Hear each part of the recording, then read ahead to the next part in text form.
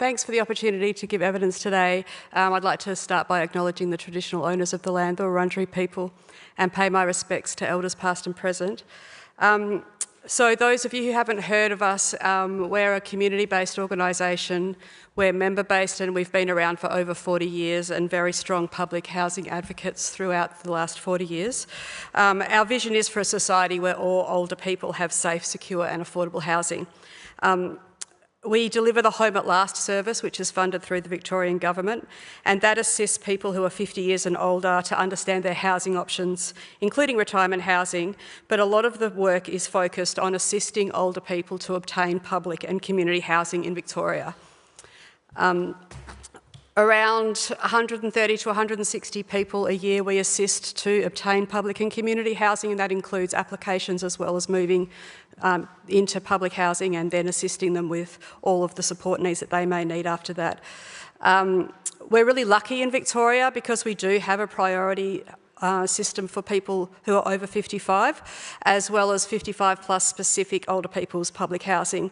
So without these two things, we would really find it difficult to have the good outcomes that we see through our Home at Last service. And we are the envy of other states who don't have a similar type of specialist service for older people.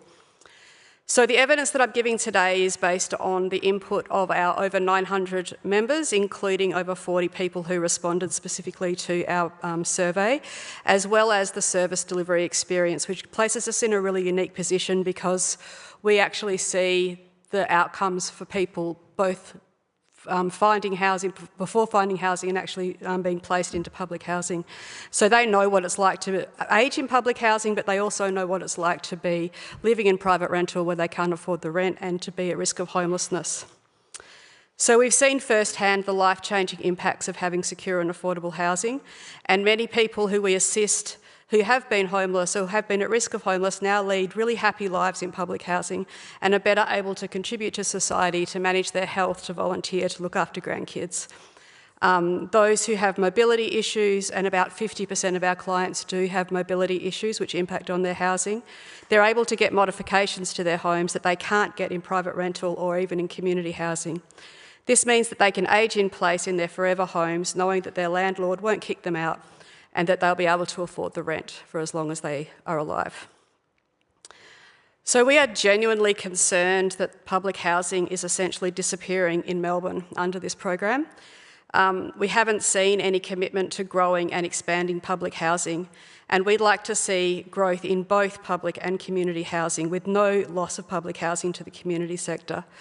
In community housing, rents and bills are often higher and there's variable policies across providers, which means that tenants may have fewer protections. Public housing provides stability, lower rents and a greater protection for tenants.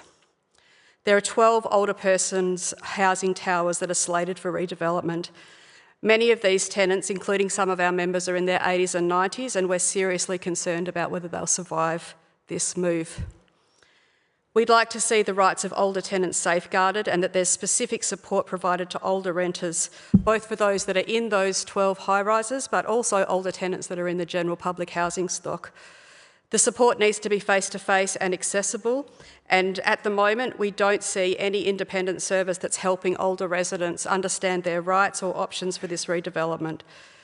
The Older Persons High-Rise program, which has been around for a long time, delivered through some community health services, provides a dedicated support to older people in those 55 plus high-rises, but funding isn't meeting demand and it's not really their role to explain the implications and the options for moving. We're also really concerned about what is proposed to replace the towers. Our understanding is that there will be 3 times as many apartments on these sites, but only a 10% increase in social housing, and none of that is public housing.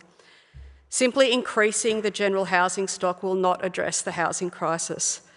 Our research shows that there's 160,000 older Victorians living in private rental on low incomes who can't afford the rent. They can't compete with younger people and they're not likely to get any work. Where are they to go? When government effectively reduces public housing during a housing crisis, they're pushing vulnerable older people into homelessness, and those costs are then pushed downstream into the crisis system, into the emergency departments of hospitals and into residential aged care. We would like to see 100% of housing built on public land remaining in public ownership.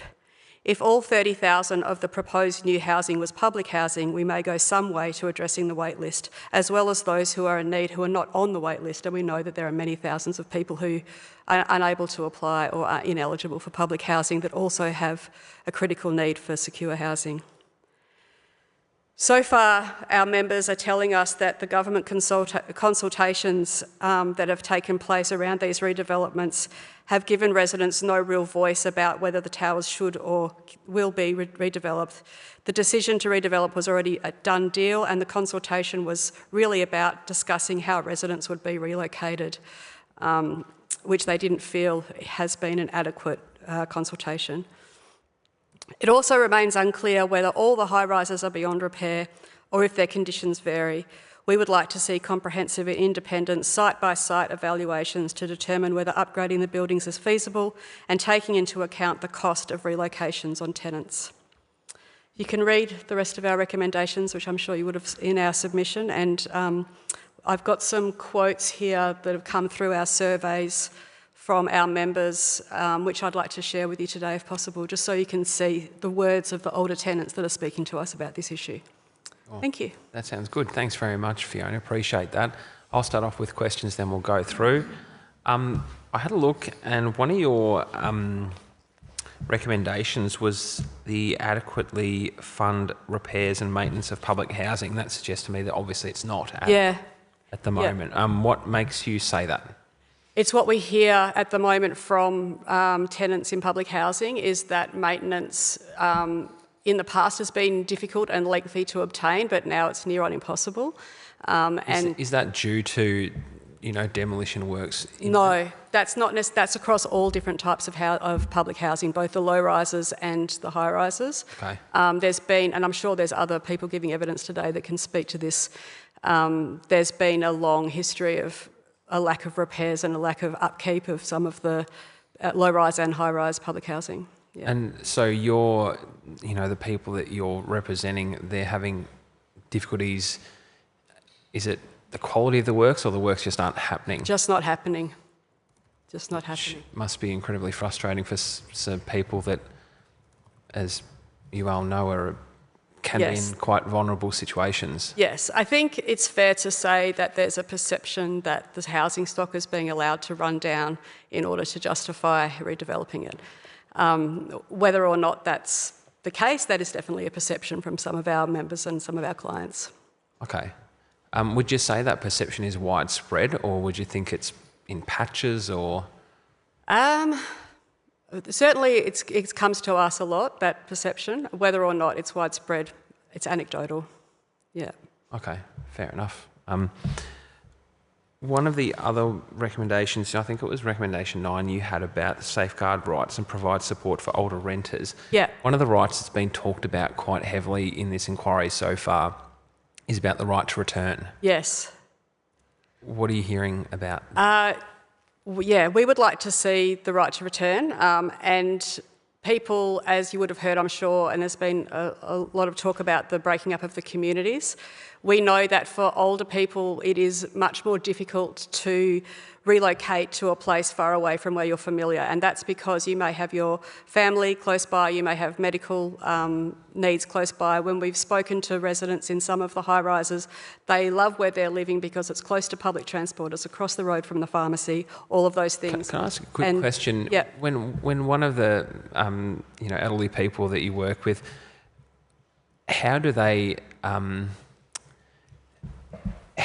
come to a view about whether they do have a right to return or not? Because there's there's an eligibility criteria. Do they go to someone for advice like yourselves, or do they go to a legal service, or...?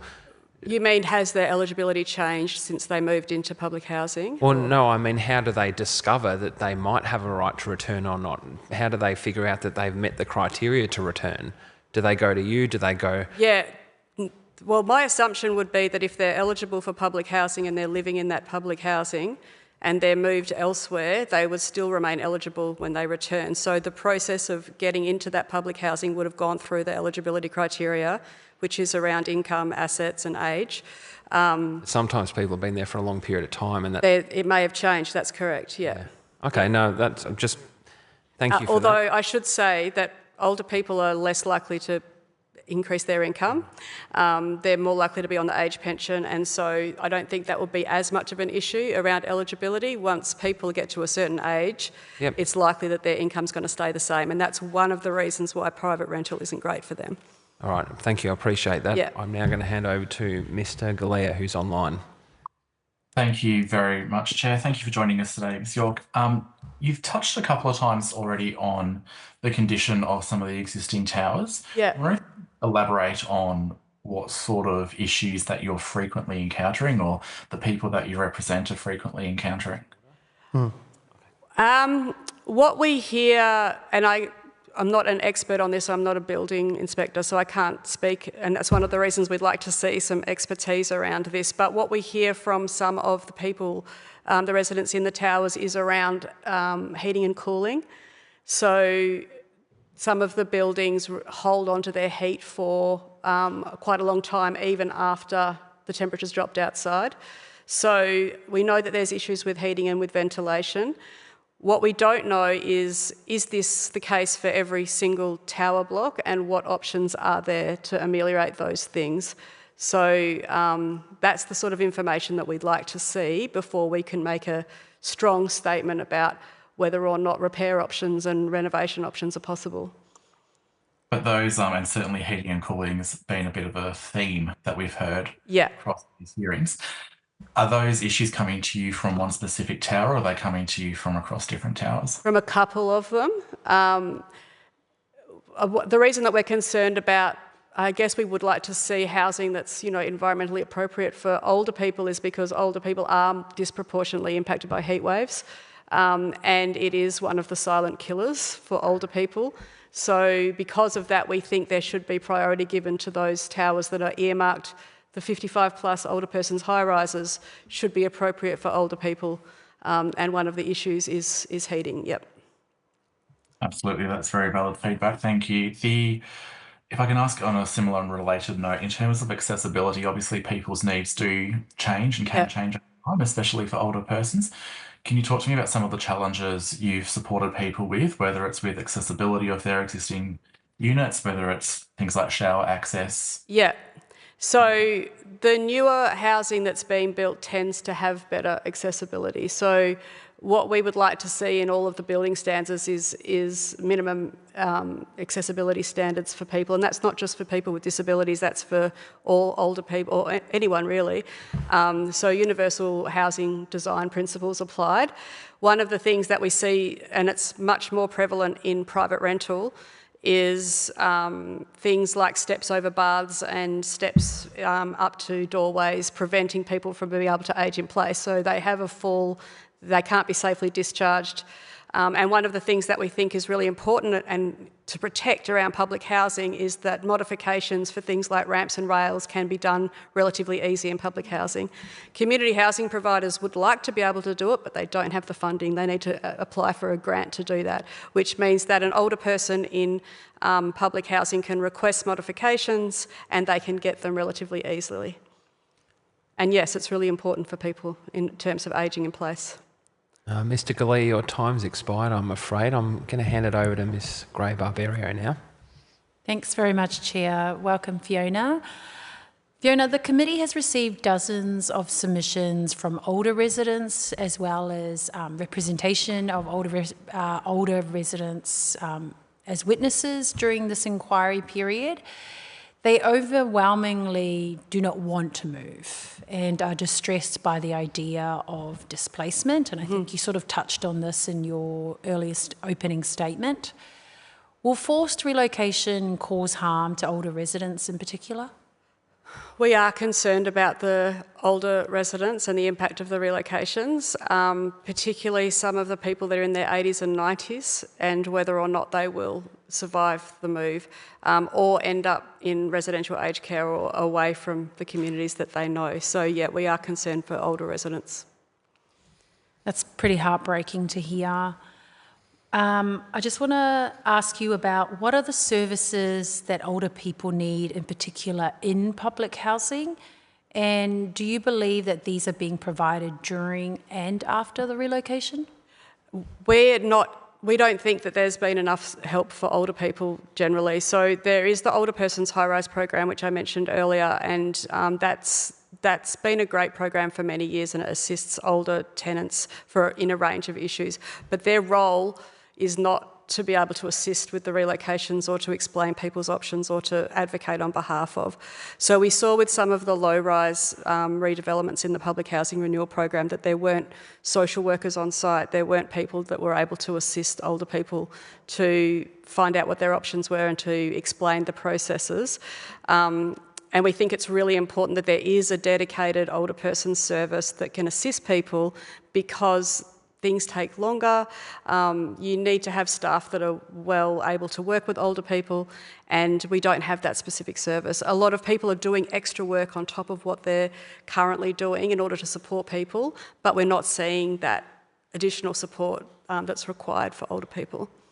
There would be a lot of older people from diverse backgrounds that wouldn't even know the first step, in terms of what questions to ask for or accessing that information. What happens to them? Yeah, so we have around 60% of our clients are from culturally, linguistically diverse backgrounds. And Sorry, did you say 60%? Yeah. And so we have a really high number of bilingual staff as well, and we have a community education program that reaches out to communities to assist them. So for that reason, we are pretty familiar with some of the barriers. There's a lot of, it's not just about written translated materials, although that is really important, but we also have to recognise that a lot of people have low literacy in their first language as well, and there's a lot of reliance on adult children to navigate the system, and if you don't have those supports, you can find it really difficult to get the basic information. So we need translated written material. We need to be able to work with the ethno-specific organisations and the bilingual workers within organisations to assist people, and the information needs to be culturally appropriate. So it is a lot of work. It's a big undertaking. I've run out of time, thank you. Thank you. I'm going to pass over to Mr. Batchelor now. Thanks, Chair. Thanks, Ms York, for coming in. Your submission says at recommendation 5 that you would like the government to exempt refusals of offers in high-rises from being considered valid offers, and provide tenants with clear timetables. Just so I understand this correctly, you're saying that at the moment tenants who are being relocated, and we've had a few at our South Yarra hearings, older residents who went through this process, so I'm drawing on their experience. That they usually get 2 sort of offers of places. Are you saying that if one of those is a relocation to another high-rise tower, that shouldn't be counted in the 2? Is that right? And it's not just the people that have been relocated; it's anybody on the VHR. And the reason, the reason for that is that people don't want to move into a tower that they think they're going to have to move out of in a couple of years. They really want to be moving into their forever homes. And so we would like for that offer to be considered, I guess, exempt in some way from those 2 offers. Sure. How obviously the redevelopment program is going over many years. I should be able to do the maths, but many years, until 2050, right? 27 years, is that? Will any of us still be here? Yeah, who knows? How long do you think the exemption should if the government's aware that, given there's going to have to stage the program, that one of the towers is not going to be redeveloped for 15 years or 10 years? I'm just trying to get a sense of whether is it a forever thing, or is it related to the sort of condition, you talk about accessibility and safety issues that some people fear in different towers to the ones that they're living in at the moment. Is that part of it, or is it all the displacement? I guess our perspective in that recommendation was coming through our Home at Last service, where we're talking about people that aren't in any type of housing. And so what we don't want to have happen is to have them move into, say, North Melbourne, and then in a couple of months have to relocate again, or a couple of years have to relocate again. If we had a strong timetable and we knew that they were all going to be happening at a pace, and this is what, first tranche would be in this year, this block of time, and the second tranche. Right. And then if you were offered somewhere in Paran and you knew Paran was going to be knocked over next year, then you wouldn't have to accept that offer and then be penalised and knocked off the priority list. But if it was in 10 years, for example, it might be okay. The other, I just want to go back to your point about heating and cooling. Yeah. Sorry, not just heating and cooling, but the other thing you mentioned was the accessibility standards and the step-over bars. Yep. Which may not sound like a big issue to a big lot of issue. people, but I know it's a big issue for older people. All of the apartments in the high-rises have step-over bars into showers at the moment, don't they? I don't know if all of them do, but certainly some of them do, for sure. Yeah. And if their advice, we've got Homes Victoria coming in tomorrow, and this is one of the things I want to follow up with them on, which is we've had advice certainly in the committee's done tours of the towers. Yeah. To have a look at, and one of the issues that was raised in those tours was that it's difficult to renovate the bathrooms to get rid of the step-overs because of the concrete, everything's concrete, and the nature of the plumbing and ceiling heights. And anyway, I'm sure someone will be able to explain it to me tomorrow. If you can't get rid of the step-over showers, is that a problem for older people in Yes, places? it's a problem, and that's, again, why we would like to see the information that shows that these places can't be renovated. And we're not experts at this, but what we do know is that we would like to see 55 plus housing to be minimum accessibility standards and minimum environmental standards. And that would include doorways as well as bathrooms. Yeah, yeah. Thanks, Chair. Thanks very much. Ms Payne, over to you. Thank you, Chair, and thank you, Fiona, for presenting before us today. In your submission, you note that the Victorian Government has made a deliberate shift away from public housing towards community housing under that umbrella term, social housing. Yeah. What do you see the consequences are of this shift in language? It obscures the fact that we are actually divesting of public housing, and the reason that we think it's important is because there is that 25% cap on rent.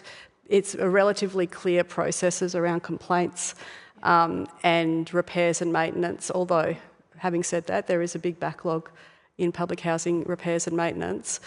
What we are concerned about is that there's a lack of consistency around community housing providers and the way they deliver the housing. We'd like to see the recommendations of the Social Housing Regulation Review implemented, which would then align a lot of those things and make it clearer for tenants. So we think then, as I mentioned earlier, that there needs to be growth in both public housing and community housing and not one at the expense of the other. Thank you. And additionally, in your submission, you talk about the importance of a clear definition for affordable housing. Yeah. Could you speak more about the importance of this? Yeah, so when announcements are made that there's going to be a certain percentage of affordable housing, we want to know what affordable housing is defined as, and at the moment, 80%, 90%, 79.5% of the market rate is not affordable.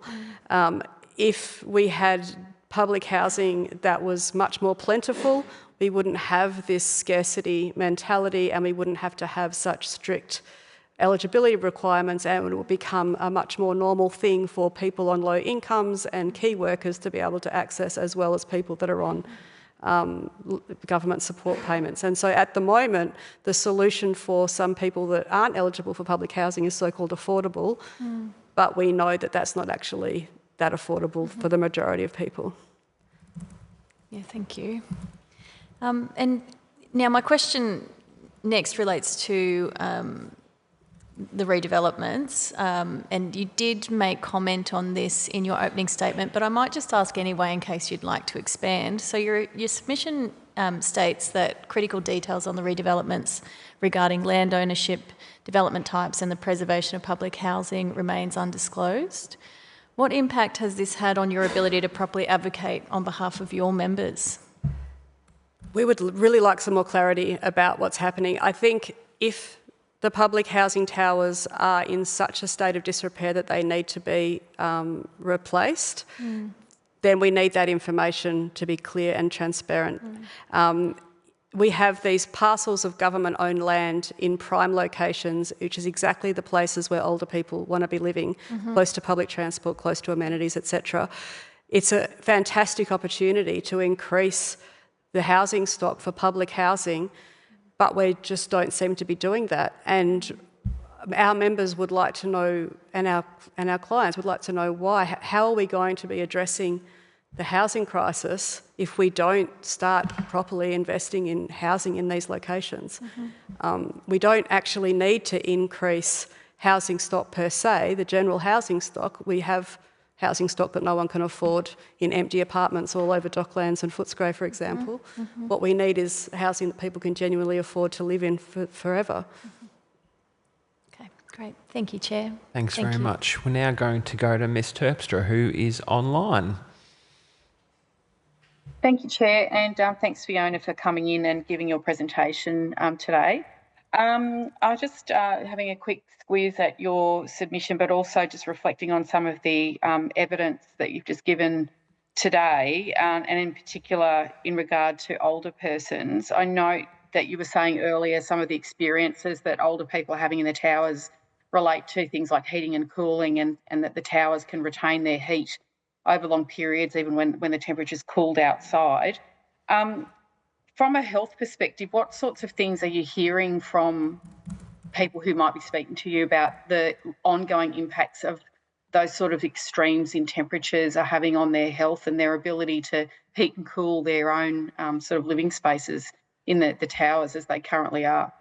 We haven't heard anything specifically from older tenants about the impact of heat waves on their health. We do know that, as I said earlier, like scientifically, heat affects older people in a different way to younger people. What we mainly hear, though, is that people enjoy where they live and they want to stay there. So yes, there are some inconveniences around things like repairs and maintenance and lack of air conditioning and things like that. But the broad message that we get is that people enjoy living where they're living in public housing. Oh. Yeah. And I mean, we have heard evidence about the challenges that the age of the towers are presenting, things like, you know, ageing systems like sewage, heating, cooling, those sorts of things. And of course, as people age, often their accessibility requirements may change as well. Yeah. And that's an ongoing evolution for some people. So, and as you say, quite right, like if there's any changes in someone's health or accessibility requirements, that's going to present challenges, especially if you try and retrofit something to help them stay in the place that they live, because it's very clear what you're saying is that people want to stay where they're living. But how do you then manage that? Because whenever you update or modify something, there's going to be some level of inconvenience to somebody at some point in time. So what would be your recommendation to how someone could live in an apartment while it's being upgraded or demolished? Well, I don't think I'd like to see anyone living in a place while it was being demolished, but I do take your point. There is going to be inconveniences for people, and they may need to, deal with those as they come. I don't think that renovations is necessarily as disruptive as demolitions, and that's why we would like to see the evidence as to why it's necessary. Sure, but disruptions to say, perhaps if you've got a mobility issue and you need a walker to get to your toilet or to your shower and your water is off, how would a person be expected to shower or clean their teeth or access water in an apartment where the water's shut off because it needs renovation? Yeah, I would hope that people weren't living in housing with no water.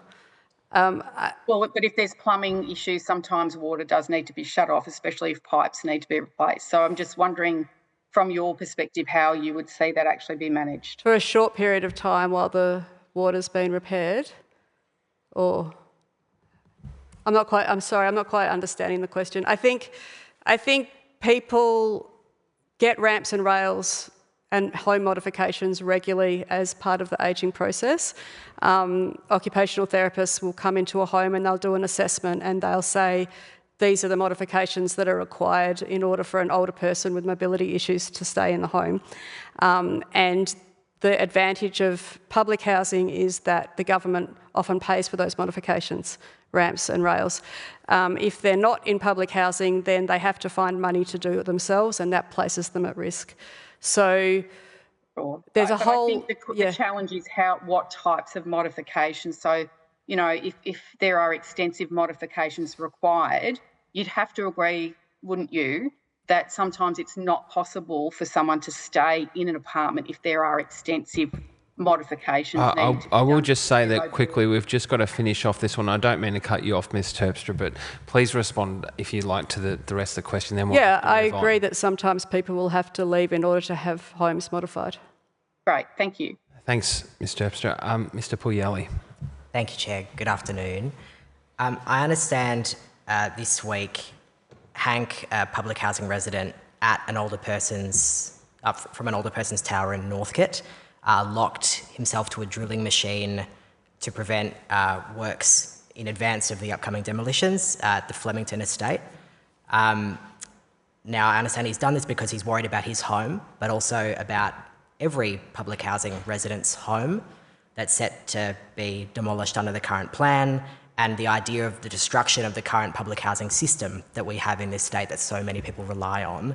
Now, this is obviously a very strong indicator of how some older residents are feeling about the government's plan. So from your perspective, what avenues do older residents have to try and protect their homes and to advocate for their rights? Yeah, I think it does indicate how strongly people feel about the issue, and it does also speak to how important people's feeling of safety and security is. And at the moment, it has been difficult to get information about the future, and I think that makes people feel afraid. So the more information that we have, the better we're able to advocate, and people in public housing, I think, have felt that their voices haven't been heard for a long time, which is why we're pleased to be able to give evidence here today, and we're pleased that people have had the opportunity to make submissions. So the more that we listen to residents and how these decisions of government are impacting them, the more able, I think, decision makers are able to take those things into consideration. Yeah. Thank you. We've heard testimony through this inquiry process, even earlier today, that relocation staff, under whatever guidance that they're being given by Homes Victoria, are using effectively any negotiation tactics that they can in order to get a relocation done. We heard specifically about this morning. From your experience in the work that you do in the community, have you heard of any examples where older residents in particular are signing relocation agreements under questionable circumstances? I can probably speak more to some of the previous relocations than this one. Yep. I do know that people do feel a lot of pressure to leave, and I don't know if people are getting all the advice that they need at the right time. So relocation teams are there to relocate. They're not necessarily, as I mentioned earlier, social workers or people that can actually go through options, and there is a time pressure. So yes, I think older people are feeling under a lot of pressure, and it wouldn't surprise me to hear that people are signing things that they don't necessarily want to, but that pressure is there. Can I ask, how would this style of negotiation impact outcomes for older people in particular?